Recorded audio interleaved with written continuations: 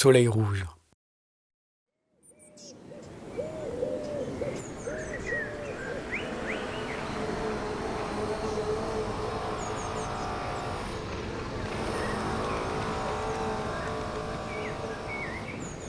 Sud de la France, c'est l'été.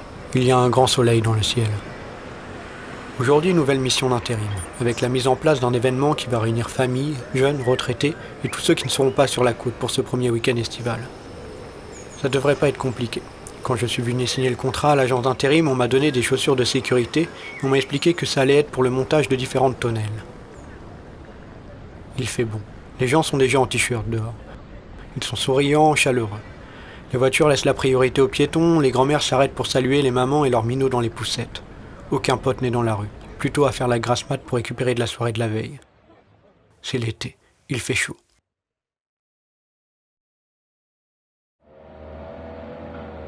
Il est 8h50.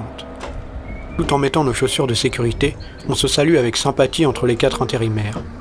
Arthur, Kouamé et Julien. Puis on va retrouver le responsable et les 2 salariés, déjà sur les lieux et actifs depuis quelque temps en regard de la scène en cours d'installation derrière eux. Ils nous expliquent qu'ils sont là depuis hier, pour déposer le matériel et installer la base. Qu'aujourd'hui, pour que ça soit prêt avant le concert qui a lieu dans 2 jours, on va terminer le montage de cette scène.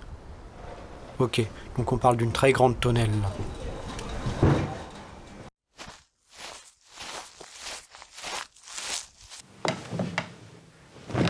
À 9h10, on se met au travail. Depuis les bacs qui les contiennent, on soulève et on place des dizaines de barres d'appui à des endroits précis sur le sol qui permettront de surélever la scène. On est globalement silencieux, sauf pour se donner des indications sur le taf à faire. L'effort est assez physique. Ensuite, on redresse les barres de la dernière rangée et les fixe entre elles. Une fois terminé, le responsable nous réunit de nouveau pour nous expliquer la prochaine étape. Il dit que ce n'est pas plus compliqué, mais qu'il faut qu'on fasse ça avec vigilance pour ne pas se blesser. Il nous montre comment faire avec un des collègues. Il commence par récupérer une des grandes plaques carrées de 2 mètres sur 2, empilées les unes sur les autres à côté du camion à une quinzaine de mètres de la scène. C'est bon, tu l'as ? Allez, 1, 2, 3, lance le responsable. Il déplace la plaque jusqu'à la scène sans grande difficulté, mais sans que ça ait l'air d'être une grande partie de plaisir non plus. Leur forte respiration ne s'arrête que pour se donner des indications sur la direction à prendre. Ils arrivent devant la dernière rangée du pilier redressé et là, le responsable essoufflé puise dans son énergie pour prendre la parole assez fort et nous dire de nous rapprocher pour regarder. Lui appuie la plaque sur un des côtés, pendant que son collègue va en dessous, entre les 4 barres d'appui, pour attraper la plaque et la placer au mieux. Là, vous voyez, il marque une pause et expire un grand coup pour soutenir l'effort qu'il est en train de faire. Il reprend. Vous voyez ? Faites attention que ça ne retombe pas sur la tête de votre collègue. Et surtout, faites attention à vos doigts quand vous faites retomber la plaque sur les rebords. La plaque se place parfaitement. Le responsable monte dessus, donne des coups de pied de chaque côté pour être sûr qu'elle soit bien enfoncée. Il a un air satisfait, amène son regard tout autour de lui pour analyser le travail à faire et annonce. Donc voilà, là déjà on a 14 plaques à placer sur cette rangée. Il ajoute que si besoin, on peut se mettre par 3 pour soulever les plaques. On prend 15 minutes de pause et on s'y met après, il conclut.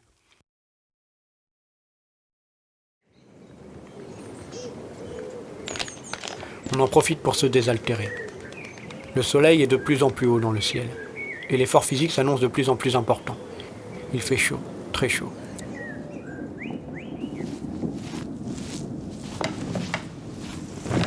Cette partie est clairement plus difficile. Au bout de 2 plaques, on se met effectivement par groupe de 3 pour soulever tout ça. Ça avance malgré tout assez vite et on passe à la 2e rangée. Cette fois-ci, il faut encore faire plus attention aux doigts, car la plaque est relâchée par l'un de nous pendant que l'autre qui la réceptionne est en appui sur la première rangée déjà en place. Les plaques sont placées les unes après les autres. Tout le monde se retourne. L'un de nous a relâché la plaque hyper rapidement sans l'accompagner jusqu'en bas. Il n'a rien. Il précise au responsable l'air inquiet qu'il a flippé pour ses doigts et qu'il a relâché la plaque trop vite. Comme il n'y a rien de grave, le responsable passe l'éponge et nous reprécise de faire attention. Vérifie si elle est bien fixée, il ajoute. Arthur donne 4 coups de pied dans les coins et dit que c'est bon. Il fait de plus en plus chaud. On se remet au boulot.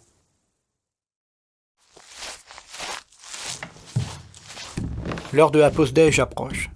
On termine la deuxième, la troisième, la quatrième rangée alors que la cadence se ralentit. L'épuisement est palpable. La pause est annoncée. Impossible de manquer la joie sur nos visages. On récupère nos affaires avec notre repas dedans et on va s'installer un peu plus loin sur les bancs au soleil. On discute en mangeant alors qu'on transpire tous à grosses gouttes.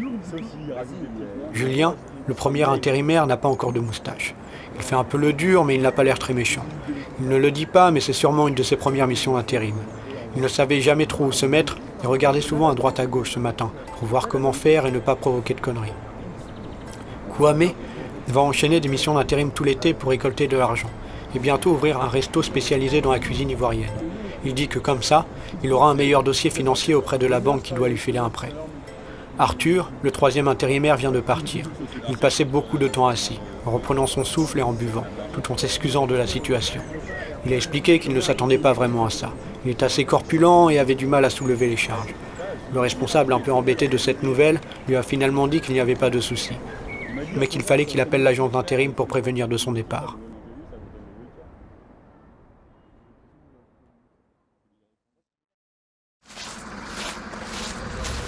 14 heures, on reprend. Il nous reste la moitié des rangées à faire. La pause nous a revigorés et le rythme est déjà bon. Nous avançons dans les temps au regard de la satisfaction du responsable. Les mouvements deviennent plus routiniers et notre vigilance baisse. On relâche les plaques de plus en plus tôt et les claquements sont de plus en plus forts. Nous terminons cette partie de la scène vers 15 heures. Pendant une courte pause, nous vidons presque chacun 3 petites bouteilles de cristalline dans nos estomacs. Le responsable nous réunit de nouveau et nous explique la suite. Lui et ses collègues vont hisser les grands piliers aux 4 coins de la scène, qui permettront ensuite d'installer le toit. Ensuite, il explique que lui, le responsable, montera tout en haut des piliers, les uns après les autres pour préparer la mise en place du toit. Pendant ce temps-là, en bas, on installera les pieds des piliers en haut desquels le responsable n'est pas. Il fait bon. Le grand soleil et la chaleur de midi commencent à se calmer. C'est agréable.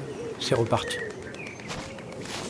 Je pars avec Kouame à l'extrémité du pilier duquel nous nous trouvons, et en haut duquel le responsable s'apprête à monter en s'équipant de son baudrier. Nous allons chercher les pieds dans le camion et les ramenons à proximité de la scène. Les 2 collègues et Julien restent au pied du pilier en haut duquel monte le responsable. Nous, on commence à placer les pieds. On se demande si c'est bien comme ça, on se dit que oui. On les fixe, puis on lève rapidement la tête. On voit les 2 collègues debout, leur tête faisant des allers-retours entre le bas et le haut du pilier où se trouve le responsable. On ne voit pas Julien. Le responsable est visiblement complètement paniqué là-haut. Il enchaîne les questions pendant que ses collègues lui répètent de descendre rapidement. Perplexe, sans réellement comprendre ce qu'il se passe, on fait le tour de la scène et les rejoint précautionneusement, ne sachant pas comment appréhender la situation. Une fois devant, on découvre la cause du hurlement. Ce qui devait arriver arriva. Julien est à genoux sur le sol, une main appuyée sur le haut de sa nuque. Il est conscient, parle, se contente de répondre aux questions. Il a l'air complètement abasourdi. Entre ses doigts, du sang coule. Assez pour remplir une des dizaines de petites bouteilles d'eau qu'on boit à pleine gorge depuis ce matin. Il n'y a d'ailleurs que nous, les 2 intérimaires, qui avons le réflexe de lui en apporter, ne sachant pas trop quoi faire d'autre. Pendant ce temps, le chef n'arrête pas de gueuler alors qu'il redescend. Il se plaint en découvrant peu à peu Julien. Et merde, ça va encore me retomber dessus. Les autres salariés face à Julien affirment que ça va, ne font rien, attendent le responsable. Ils disent que ça arrive et se rappellent certaines histoires. Je n'arrive pas à comprendre. Je n'arrive pas à comprendre s'ils ne font rien parce qu'il n'y a vraiment rien de grave finalement, ou s'ils cherchent à rester le moins lié et le plus invisible possible vis-à-vis de ce qui est en train de se passer. Ce n'est pas dit oralement, mais en observant on comprend avec Kouame qu'un des crochets du baudrier du responsable est tombé jusqu'à arriver là où il ne fallait pas. Pour l'instant, personne n'a appelé le secours. Les 2 salariés attendent et le responsable se rapproche finalement de Julien. Il regarde la blessure, lui pose des questions, puis part et revient du camion en gueulant sur les collègues pour savoir s'il y a une trousse de secours. Ils disent qu'ils n'en savent rien. Le responsable tend finalement du sopalin à Julien, en se plaignant toujours plus. « Pourquoi vous n'aviez pas de casque ?» il gueule. « L'agence d'intérim ne vous a pas filé de casque ?» Julien est assis, la main toujours appuyée sur sa nuque alors que le sang continue de couler entre ses doigts. Toujours muet, les regards et les noms de la tête qu'on s'échange finalement entre nous confirment ce que nous pensions. Alors que je commence à comprendre ce qui est en train de se passer, et pourquoi on en est arrivé là.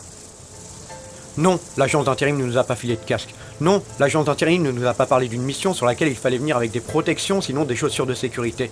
Non, il n'était pas prévu qu'on monte cette immense scène, mais des petites tonnelles. Non, non, non, mon con, tu vois bien que ça fait 6 putains d'heures qu'on est avec toi sur ce montage et qu'il n'y a pas de putain de casque sur notre tête. Donc non, rien de tout ça. Et maintenant tu te retrouves sur ce montage avec l'allure d'une compète au Qatar, sans mettre Gims sur la scène pour cacher le désordre. Heureusement, les gars de la ville qui bossaient sur des pelouses à côté aperçoivent tout ce raffut et débarquent avec une trousse de secours. Qu'il faut croire, absente de notre équipe donc. Une dame qui, je crois, passait voir ses employés municipaux, se rapproche elle aussi, et se débrouille comme elle peut en assistante médicale de premier secours. Elle désinfecte la nuque de Julien et improvise un premier soin pour couvrir la plaie. Elle insiste pour qu'il soit emmené à l'hôpital en expliquant. Je crois qu'il n'y a rien d'extrêmement grave, mais bien sûr il doit être analysé. Il faut mieux gérer la blessure. Julien a toujours la tête vers le bas et se contente de répondre aux questions qu'on lui pose. Kwame reste auprès de Julien, en lui expliquant discrètement qu'il faudra qu'il en parle à l'agence d'intérim, que ce n'est pas normal. Ça se voit encore plus maintenant, mais Julien a à peine 20 ans. Et oui, ça doit être une de ses premières missions d'intérim.